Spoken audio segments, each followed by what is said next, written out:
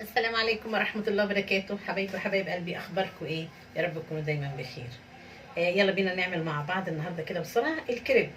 سهل وما فيهوش أي حاجة. أنا عندي هنا كوباية لبن، بيضاية، 3 معالق زيت وملح وفلفل وكوباية دقيق، وهنحط معلقة صغيرة خل. هنقول بسم الله الرحمن الرحيم. حطينا البيضة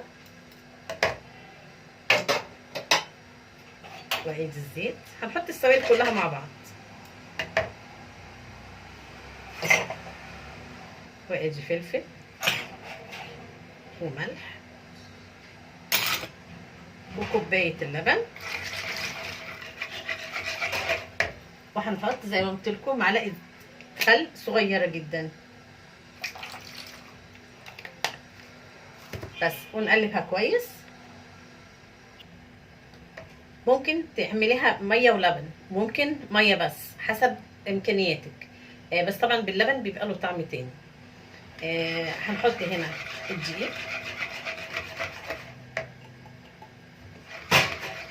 ونقلبه كويس. خلاص كده ضربناها. بصي، عايز تعمليها في الخلاط ممكن تعمليها تبقى سايبه كده. يلا بينا. عندنا هنا الطاسه وهنديها دهنه من الزيت، دهنه خفيفه. بسم الله الرحمن الرحيم.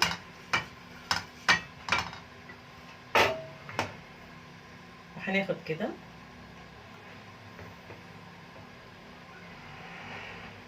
بس وقلبيها علشان تملى الطاسه كده. هنسيبها تستوي على الجنب ده، وبعد كده هنقلبها على الجنب التاني. بصي كده بس. خلاص كده نقلبها على الجنب التاني اهو. هخلص الكميه كلها ونرجع نشوف مع بعض. خلصنا الكميه بتاعتنا. لو عملتي الحجم ده يطلع لك 6 فطاير، لو عملتيها اصغر من كده ممكن يطلع لك اكتر من كده على حسب الطاسه اللي عندك. عندي هنا عصاك، وعندي تركي مبشور او تركي عادي، وعندي هنا معلقه طماطم او معلقه صلصه حسب اللي عندك. هنقول بسم الله الرحمن الرحيم. بصي طري ازاي، بصي في منتهى الجمال، واتاكل حاف من ريحته. اللبن والبيض عامل فيه ريحه جميله جدا. بص هنفرد كده واحده ونقول بسم الله الرحمن الرحيم، ونحط عصاك.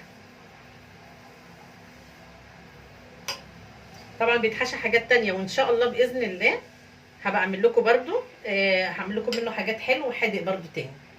بصي هاخد التركي كده، لو عندك مبشور عادي، لو عندك ده مش مشكله كده عشان ما تبقاش حادق علينا. ونلف كده.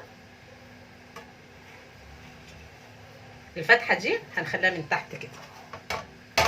خلاص اخلص الكميه كلها ونقول لك الخطوه اللي بعديها. خلاص عملتهم اهو. عندي هنا الصلصه. بصي هندي بس ايه طبقه بسيطه كده فوق الوش. تحطي بقى بعديها موتزاريلا فوقيها ماشي، او تركي مبشور ماشي، شيدر، اي حاجه عندك ممكن تحطيها. طبعا كل ده مستوي هيدخل الفرن، مجرد ان الشوايه بس اخليها تاخد لون معاهم، تديها لون كده للصلصه وللتركي او الموتزاريلا، بحيث ان هي تكون سايحه شويه بس، وتتقدم بقى مع سلطه، مع بطاطس محمره، على حسب رغبتك. هندخلها الفرن ونشوفها بعد كده ان شاء الله. هقدمها لكم.